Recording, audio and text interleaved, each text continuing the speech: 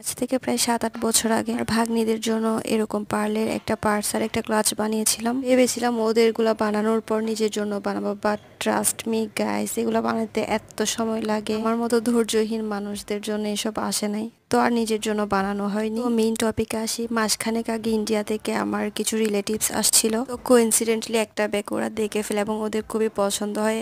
তো আমার আপুকে জিজ্ঞেস করে যে এটা কি পারচেস করেছি কিনা। তো আপু যখন বললো যে এটা আমি বানিয়েছি, ওরা খুব ইনসিস্ট করে আমাকে সেম একটা ব্যাগ বানিয়ে দেওয়ার জন্য। আর আমি তো ভাই দয়ার সাগর, কাউকে না করতে পারি না।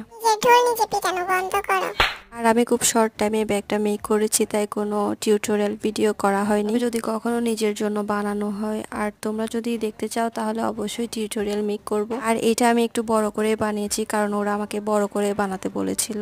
তো তোমাদের এই ব্যাগটা কেমন লেগেছে আমাকে কমেন্ট করে অবশ্যই জানাবা। আর নিত্য নতুন ডিআইওয়াই ভিডিও পেতে চাইলে আমার চ্যানেলটি সাবস্ক্রাইব করে রাখতে পারো। থ্যাংকস।